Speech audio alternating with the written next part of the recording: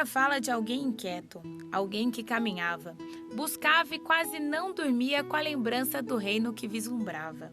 E hoje, depois de tantos anos, como anda o coração daquele jovem sonhador? Por causa de um certo reino, estradas eu caminhei, buscando sem ter sossego o reino que eu vislumbrei. Então, padre, é tão intenso quando o senhor fala do filho do carpinteiro, de um mundo mais irmão, de um pai que acompanhava. Qual que é o sentimento? A descoberta de Jesus não é imediata, vem aos poucos. A catequese, as missas, os grandes encontros. Devagarzinho, o jovem ou a moça vai descobrindo que existiu alguém que se preocupava com os outros. E Jesus veio ao mundo dizer que Deus se preocupa. Um filho de carpinteiro que veio de Nazaré mostrou-se tão verdadeiro, pôs vida na minha fé. Falava de um novo reino, de flores e de pardais. Na música, padre, o senhor fala de um reino mais simples, de flores e pardais. O que o senhor estava pensando no momento que escreveu essa música? Bem, a teologia não é só árvores bonitinhas, flores bonitas, passarinhos bonitos. Isso não é teologia. Está dentro, mas não é. Tanto que o Papa, na encíclica Laudato Si, fala da inquietação com a vida na terra. E Jesus falou de pardais. Jesus falou de pardais. Falou de flores. Mas, na verdade, ele não estava preocupado em falar só de passarinho. Ele queria dizer que a vida ao redor pulsava. E ele queria dizer que nós temos que sentir essa pulsação da vida.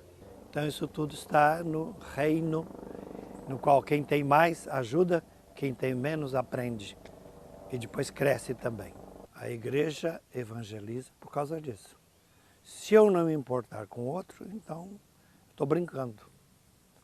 Eu estou orando bonitinho, mas é só bonitinho. Se eu achar um canto bonitinho, é só um canto bonitinho. Não diz nada.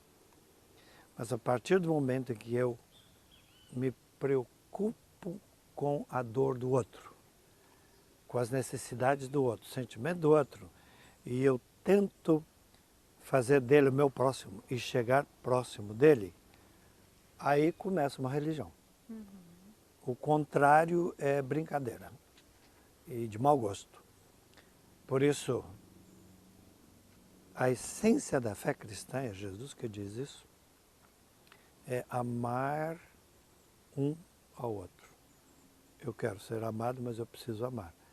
Se eu quiser só ser amado, eu não sou cristão.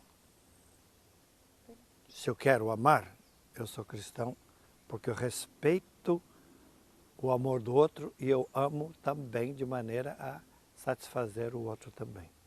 Então o cristianismo é simples, mas é complicado de viver. Jesus me ensinou de novo as coisas que eu aprendi.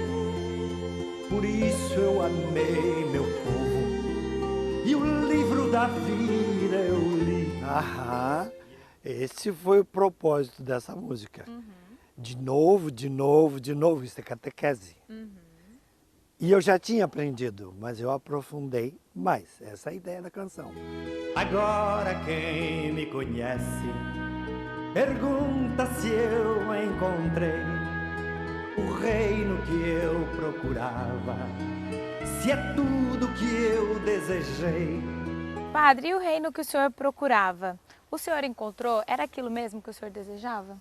Estou encontrando. Encontrei uma parte. Cada fase da minha vida eu aprendi um pouco mais. Estou lendo, sempre estudando os documentos da igreja. E eu sei que isto é a missão de todo cristão. Eu quero saber mais sobre Jesus. e sobre a igreja, sobre o mundo, sobre a política, sobre as dores do povo, isso tudo é um processo. E neste processo eu não quero parar não, porque eu acho que eu tenho inteligência para isso. Deus me fez um homem inteligente para eu tentar entender, intus legere, ler dentro da realidade dos outros e do meu país o que está acontecendo. Mas para isso não basta eu ser um cantor da igreja, isso não basta. Ou dizer frases prontas, isso não resolve. Eu tenho que ter um pensamento, por isso que eu cantava pensar como Jesus pensou, não é? Eu quero pensar como Jesus pensou, para poder amar como Jesus amou. Então o senhor fala que sonha que as pessoas serão sementes de uma paz. Como Da que eterna é? Da eterna paz. paz. Ser semente de eterna paz. Jesus fez isso, ele plantou essa semente. Não tenham medo de quem mata o corpo. Não vai poder matar sua mensagem. Foi isso que eu cantei.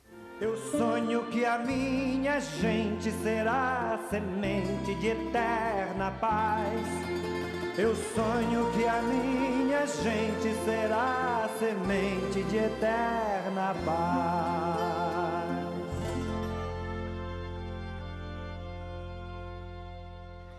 Por causa de um certo reino. Quanta gente, como o Padre Zezinho, é arrebatada por essa proposta do reino, por essa possibilidade de buscar em primeiro lugar o reino de Deus, na certeza de que o resto Deus vai nos concedendo. Se Ele, como o Pai, como diz Jesus, cuida das árvores, das aves, das plantas, das flores, como não vai cuidar de nós que somos seus filhos e filhas, conquistados pelo sangue de seu Filho amado Jesus? Sabe, a gente sofre um grande perigo, um grande risco. O risco e o perigo de projetarmos a Deus o nosso jeito de ser, projetar a nossa maneira de encarar o mundo e os problemas. Uma pessoa, então, é ansiosa e fica se cobrando, porque normalmente atrás da ansiedade há uma busca da perfeição pessoal exagerada. Então a gente fica pensando, Deus é assim comigo. Meu Deus, eu não fiz isso, Ele está me cobrando. Meu Deus, eu não fiz aquilo. Quer dizer, a gente cria um Deus à própria imagem e semelhança.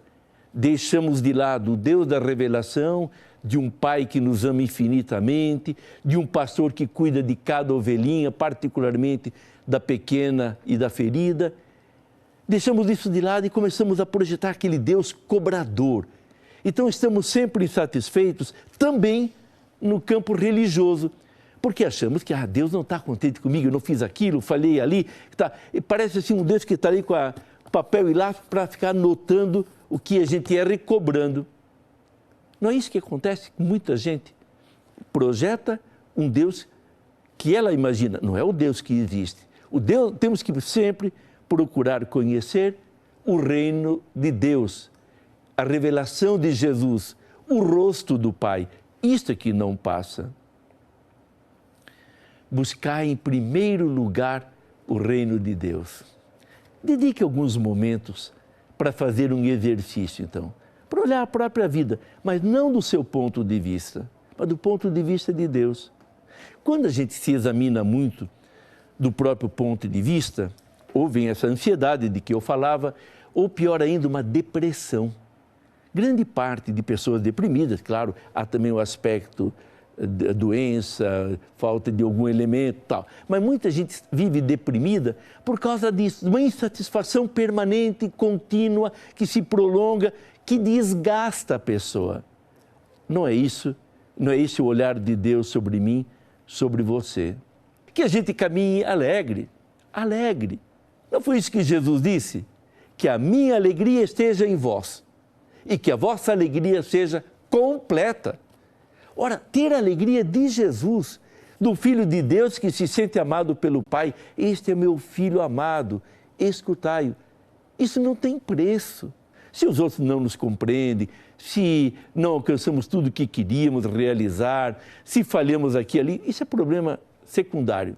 Importante é isso, eu sou amado por Deus, Deus espera a minha resposta de amor a partir da minha vida, a partir da minha realidade, e não uma resposta que, gostaria de dar, se... Não, aquilo que eu posso fazer é aquilo que Deus espera de mim e de você. Buscar em primeiro lugar o reino de Deus. Aí também você vai poder cantar com muita alegria, por causa de um certo reino. Que esta paixão sua pelo reino domine sua vida, seus pensamentos, não importa se é pai de família, professor universitário, religiosa trabalhando no hospital, padre numa paróquia do interior ou da grande cidade, bispo aqui ou bispo ali, tudo isso é secundário. Importante que você e eu somos filhos de Deus, amados por Ele, e cada um vai dar resposta segundo a sua vocação. Para que a sua resposta seja muito generosa, desça sobre você, meu irmão, sobre você, minha irmã, a bênção de Deus Todo-Poderoso, o Pai, o Filho e o Espírito Santo. Amém.